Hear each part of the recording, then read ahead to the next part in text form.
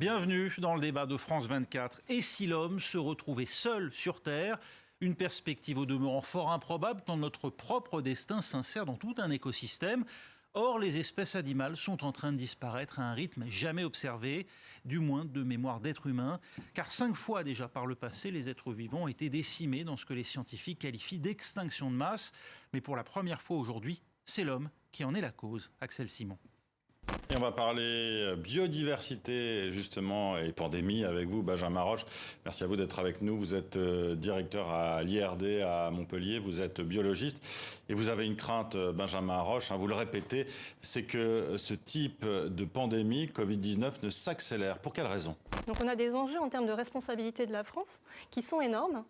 Et en face de ça, on a l'impression que la volonté politique de mettre un petit peu en rapport ces enjeux patrimoniaux de biodiversité avec des enjeux économiques qui sont plus ou moins, on va dire, prioritaires, franchement, selon les territoires, on a l'impression qu'on n'y est pas. Que la nature, elle passe toujours après. Ça se voit de la façon dont les dossiers sont montés. Les porteurs de projets, en général, choisissent un site pour plein de raisons économiques, stratégiques, tout ce que vous voulez. Ils dépensent des fortunes pour faire leurs études d'impact, leurs prévisions. Et à la fin, ils arrivent, ils disent « Ah oui, mais en fait, il y avait une espèce protégée. Bon, mais on va se débrouiller autour. » Alors qu'en fait, initialement, sur le choix des sites, cette composante-là aurait dû intervenir au même... Vous voyez, quand moi je vois ce genre d'image, il y a tout le temps une remarque qui me vient à l'esprit.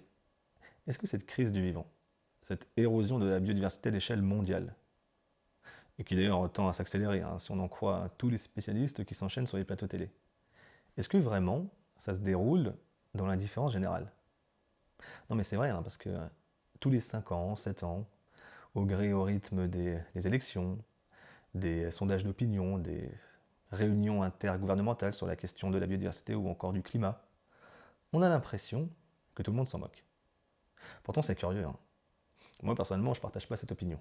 Bon, c'est un peu normal, je suis écologue. Mais lorsque j'en parle avec mes amis, ma famille, j'ai l'impression que tout le monde est plus ou moins d'accord avec ça. Tout le monde est plus ou moins d'accord avec moi quant au fait qu'il est important, même fondamental, de prendre soin de ce vivant, d'inclure dans notre façon de vivre certaines pratiques écologiquement responsables, si on pourrait dire, certaines pratiques en faveur de l'environnement. J'ai l'impression que tout le monde est d'accord avec ça. Et pourtant, on a l'impression, si on en croit le rapport de l'IPBES, que tout cela, tout le monde s'en moque. Est-ce que vraiment tout le monde s'en moque? Moi j'ai une idée. Si vraiment tout cela se passe dans l'indifférence générale, je vais aller demander. Ouais. Je vais aller demander. Ouais, faisons ça.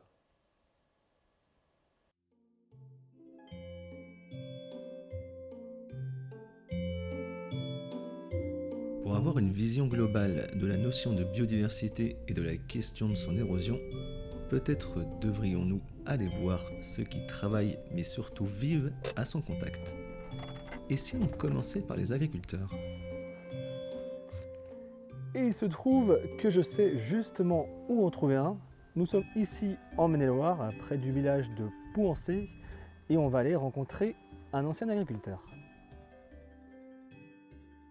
Donc Laurent Réveillard, ancien agriculteur. Vous faisiez quoi comme agriculture? De la volaille en vente directe, avec un petit peu de culture pour alimenter mes volailles en fait. Donc on faisait du blé, maïs grain, du sarrasin, il y avait du lin. Bon, il y a un petit peu de tout en fait.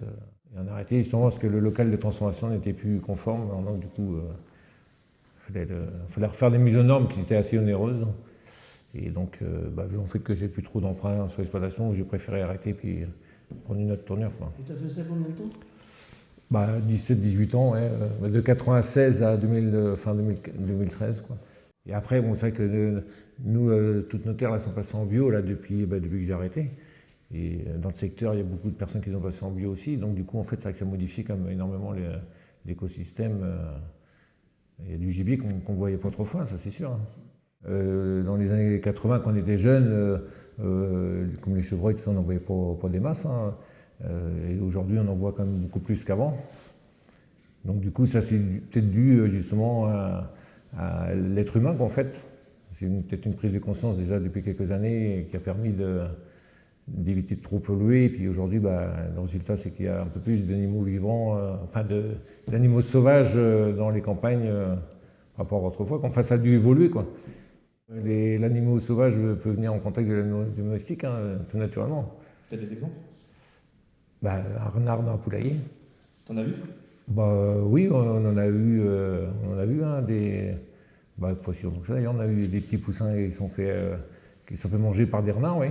Il y a les renards, les fouines. Les buses. Les buses aussi. Oui, les buses, on en a vu. Et qu'est-ce que ça te fait lorsque tes bêtes elles sont prédatées? Le but de la manœuvre, c'est quand même de pouvoir vivre de son métier. Alors donc du coup, c'est tout le temps contraignant, hein, c'est clair. Hein. Ah oui, là, les rosiers, là, ici, là, non, celui-là, c'est les tiens là-bas. Ouais. Oui, ça c'est une bonne idée ça. Ouais, oui. Ouais, Après, oui, je sais pas s'il y en a. Ils sont pas encore là, mais tu verras, ils viendront. Tiens, voilà ça. Les petits escargots, c'est ça qui me bouffe, tu vois les petits trous là. Ouais, mais ça, c'est peut-être des pucerons qui ont fait les trous, et puis eux, ils viennent manger les insectes. Est-ce que toi, tu as vu justement le fait qu'il y ait de moins en moins de petits passereaux ici à la campagne, de moins en moins d'insectes? Disons que je dirais pas qu'il y en a moins, c'est que ça change en fait. C'est comme je disais, mettons, aujourd'hui on voit davantage de chevreuils qu'autrefois on n'en voyait pas, quand on était gamin on n'en voyait pas, aujourd'hui on en voit davantage. Donc il y a des espèces qui disparaissent et d'autres qui réapparaissent aussi. Donc c'est un autre écosystème, c'est un autre équilibre qui se fait, mais tout ne disparaît pas. Ça, il y a eu du changement, oui, mais ça ne disparaît pas, je pense pas. Okay. Après la nature évolue différemment, quoi, mais ça c'est dû à certaines pratiques agricoles autrement, le fait qu'il y ait moins de haies, tout ça, du coup ça modifie le système, mais on va sur une autre chaîne, un autre écosystème, mais après on ne peut pas dire que tout est détruit, ça, je ne pense pas que ça soit vrai. Pourtant, poser la question de la raréfaction des oiseaux en France n'est pas une question si anodine. Un rapport publié par le Muséum d'histoire naturelle énonçait ainsi en 2018 qu'un tiers des oiseaux de nos campagnes avaient disparu lors des 20 dernières années. L'espèce la plus abondante, l'alouette des champs, avait notamment vu ses effectifs fondre de 35%. La chute est encore plus spectaculaire pour les perdrix, qui ont vu leurs effectifs s'effacer à plus de 80%. Chaque année, l'Union internationale pour la conservation de la nature publie son indice RLI, qui donne la probabilité d'extinction d'une espèce en un lieu donné. Alors que le RLI moyen à l'échelle mondiale a vu sa valeur augmenter de près de 50% en 20 ans, celle-ci est bien plus prononcée chez nous, près de 140% d'augmentation par rapport aux 2 décennies précédentes. Plus près de nous, le râle des genêts est une espèce typique symbolisant ce risque. Cet oiseau est classé parmi les 55 espèces d'oiseaux les plus menacées en Europe. C'est dans les basses vallées angevines que réside son ultime bastion, mais peut-être plus pour longtemps. Ces 12 dernières années, ses effectifs ont ainsi chuté de près de 80%. Et comme on parlait tout à l'heure aussi des écosystèmes, mais dans un arbre aussi il y a un écosystème. Donc du coup si on n'en prend pas soin, si l'homme n'en prend pas soin, on peut tout simplement détruire l'écosystème complètement, c'est-à-dire l'arbre. Parce qu'en fait, s'il est bien entretenu, il va y avoir des insectes, du végétal, puis après des fruits. Et donc du coup, après même les feuilles quand vont tomber, c'est pareil, ça va nourrir le sol et le sol, ces feuilles-là vont nourrir l'arbre. Donc si on n'en prend pas soin, on abolit tout ça, toute la chaîne. Voilà un avis intéressant et qui me donne à réfléchir. Pour comprendre encore davantage, je pense que j'ai besoin d'un autre avis, tout aussi éclairé, celui de la petite Nora. T'aimes bien les animaux ou pas? Oui. Quels animaux t'aimes bien? Les vaches. Les vaches? Oui. C'est vrai? Avec des lapins. Des lapins? D'accord. Avec des chats. Ouais, ok. Et avec des tomates cerises. Moi, c'est des tomates cerises, moi. Est-ce que tu préfères voir un éléphant dans le jardin ou un éléphant dans la maison? Tu préfères quoi? Dehors? C'est bien les journées. Moi, c'est bien les journées. C'est quoi ça? Ça, c'est c'est des souris, mais j'aime bien les souris. Mais ça, c'est un chat que tu as là. Oui. C'est pour ça que t'aimes bien les chats? Non, c'est un papillon. Est-ce que tu préfères voir un lion dans le jardin ou un lion dans la maison? Tu préfères quoi? Des loups. Des loups? Tu préfères qu'il y ait un loup dans la maison ou un loup qui soit dehors? Un loup dehors. Dehors? C'est maman. Justement, elle était toute seule. Oui, tu as vu? Pourquoi toi t'étais à la mer? Parce que moi, je voulais les observer, les tortues. Moi, j'aime bien voir les animaux dans la nature. Tu vois? Donc, je suis allé très très loin dans la mer pour aller voir les tortues. Oui, c'était ici. C'est beau, hein? À l'arbre. Ouais. Bah, tu vois, les tortues, quand elles naissent toutes seules et elles doivent se débrouiller comme des grands. Tu vois? Alors là, c'est difficile la vie pour lui, hein? Oui. Oui. T'imagines que toi, tu viens de naître, t'es tout bébé, et on te dit, t'es tout seul, tu dois manger tout seul, tu dois te défendre tout seul. C'est difficile d'être une tortue, hein? Là. Malheureusement, il y en a de moins en moins. C'est difficile de les voir. Évoquer les difficultés que traverse actuellement le vivant est devenu un enjeu crucial et difficile. Mais qu'en pensent les parents? La différence justement qu'il va y avoir entre toi et des personnes autres que ton domaine d'activité, c'est que toi, automatiquement, ça va être quelque chose que tu vas vouloir communiquer. Moi, par exemple, je suis quelqu'un de très passionné sur le dessin, comme tu le sais. Je vais sensibiliser ma fille sur ça, mais qui pour autant n'a pas d'impact en soi. Ce qui est un peu dommage, c'est que finalement, on va partager sur des chaînes comme Arte. On va regarder ensemble des documentaires. Les dessins animés que je peux regarder avec elle sont très axés animaux. Donc, en fait, je suscite une forme de curiosité et je vois qu'elle y est intéressée. Mais c'est bête, finalement, qu'on s'arrête à ça. Enfin, c'est bête que je m'arrête à ça. Et je pense que c'est la responsabilité, du coup, des parents de pouvoir sensibiliser les enfants. Il y en a beaucoup qui gueulent en disant « Oui, mais attends, réchauffement climatique, oui, mais attends, les animaux partis. » Et finalement, si on ne communique pas déjà à nos enfants cette idée de protection de l'environnement, cette sensibilité de se dire bon bien, j'aime bien les animaux, mais c'est parce que je les aime bien que j'aimerais bien qu'ils soient là-bas et qu'ils vivent heureux. Si on a du mal à faire ça, c'est un peu compliqué. Alors ce qui est assez marrant, c'est qu'il y a une réflexion qui je pense n'est pas seulement la mienne, mais celle de beaucoup de parents qui veulent acheter une maison. Moi j'ai acheté une maison avec un jardin pour mes enfants. Alors ça impacte beaucoup de choses. Pourquoi? Premièrement, parce que j'ai envie qu'ils aillent courir dehors, ok, mais je peux aussi les amener dans un parc, en restant dans Angers. J'ai voulu amener un environnement plus proche de la nature, et finalement, je ne lui explique même pas pourquoi. Mais concrètement, je l'aime pourquoi, cet extérieur? J'ai pas la main verte, je suis pas le premier mec qui sait faire un potager, sortir une tondeuse, ça me fait chier. Bah alors, qu'est-ce que je fous ici, en fait? Pourquoi je suis ici? Est-ce que je l'ai vraiment fait juste pour mes enfants? Est-ce que j'ai fait pour la tranquillité? Est-ce que j'ai fait le calme? Si je l'ai fait pour mes enfants, pourquoi je ne prends pas plus de temps à être en extérieur avec eux? Est-ce que c'est juste pour leur installer une piscine et pour qu'ils jouent? Si je le fais pour moi, bah finalement, pourquoi je n'y suis pas dehors? Je passe plus de temps finalement à être dans une maison avec un jardin, à être dans ma maison, que dans mon jardin. Voilà qui est curieux. Comment expliquer cette attirance vers davantage de nature, au plus près du vivant? Visiblement, ce n'est pas uniquement objectif. Mais apparemment, une certaine part de subjectivité et de familiarité joue aussi. Retournons voir notre agriculteur. On est resté sur l'exploitation. Du coup, on a remodifié quand même un petit peu les extérieurs. Parce qu'en fait, tout simplement parce qu'en fait, on se trouvait bien ici. On avait besoin d'espace, on ne se voyait pas partir habiter dans un lotissement ou en ville. Voilà. On voulait rester avec notre nature.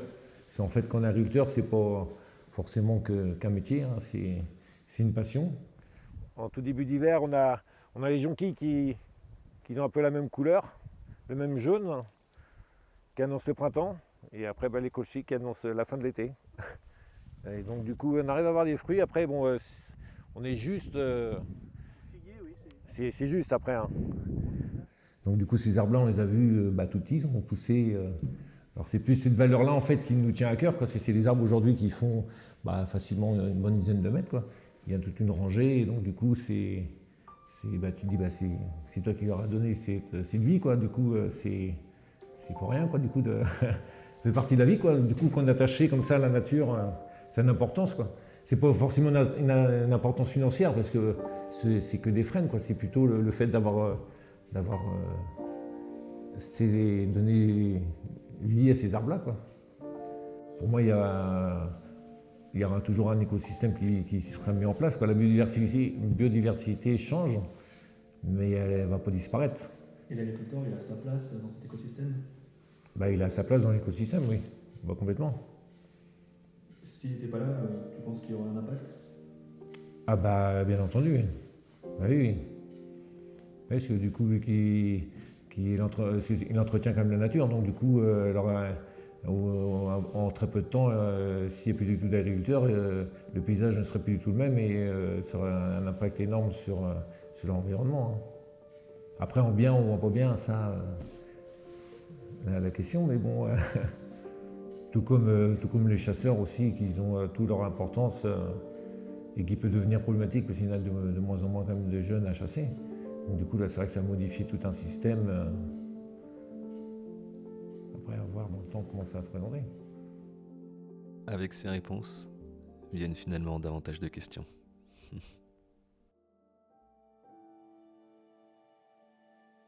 Mon enquête continue. Pour en savoir plus, je pense qu'il est nécessaire d'aller interroger les garants de la connaissance et de la sensibilisation, les professeurs. Je suis curieux d'avoir leur avis.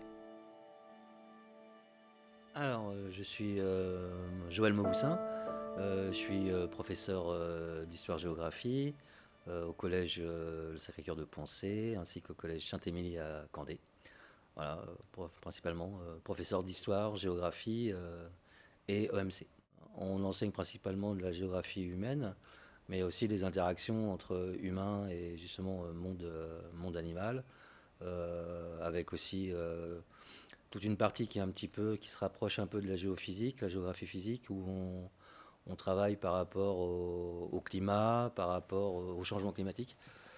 On montre une partie de la réalité. Si on prend par exemple l'exemple du Brésil, on va montrer qu'il y a une évolution pour nourrir la population, mais on ne met pas en avant, par exemple, la déforestation.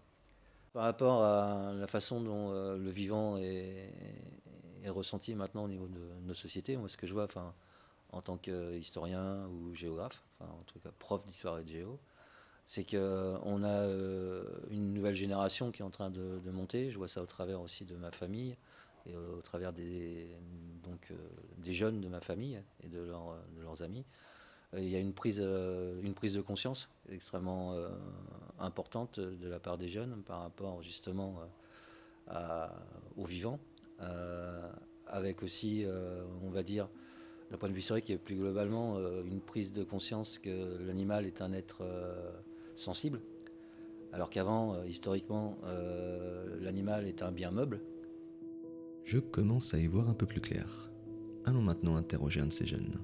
Je suis curieux d'avoir son avis et sa vision du vivant et de la nature en général. C'est quand même là où tout a commencé, parce qu'on vient de là, nos ancêtres, on a vécu dans la nature. Aujourd'hui, c'est vrai qu'on vient un peu moins dans la nature, qu'on commence à s'éloigner et à vivre dans le béton, comme on pourrait dire.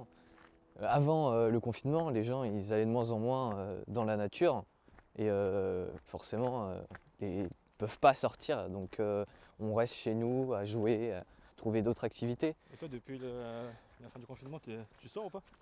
Oui, j'essaye de sortir un petit peu plus, d'aller à la mer, parce que forcément ça nous manque.